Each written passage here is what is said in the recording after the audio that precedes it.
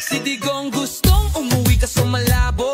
Gusto niyo siyang malaya, sige petition go. Pero ay sisi, may kondisyon na malinaw. Kailangan ng gobyerno, hindi bara-baratsong baw. Si PBBM ngayon ang may kapangyarihan. Kung papayagan ba o tuluyang tanggihan. Eh kayo naman, puro mura, puro angas. Walang respeto, puro lang dahas. Kung tunay kayong gusto siyang palayain, daan sa proseso, wag puro angkin. Hindi sa ingay kundi sa tamang galaw. Dahil batas ang labanan, hindi lang sigaw. Gobyerno ang may huling pasya sa usapan. Pero araw-araw binabastos nyo nang walang tigilan. Tapos magtatanong bakit ayaw kami tulungan. Di kayo nagpakabait, puro kayo kalokohan. Gusto nyong pabor pero puro reklamo. Wala namang respeto, angas lang ang plano. Kung talagang may gusto, dapat marunong rumespeto. Hindi puro sigaw, tapos siyak sa dulo. Tapos ng laban, wala nang atras.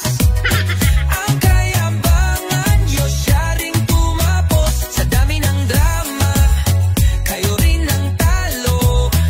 Ngayon idol nyo, nasa kulungan mismo. Saradi, puro katret, di ka na nahiya. Pinagbantaan mo si Baby BM, ayan na na-impeach ka tuloy, wag kang magdrama.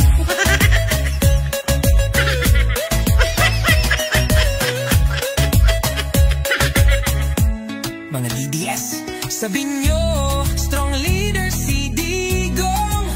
Eh bakit na checkmate ng weak na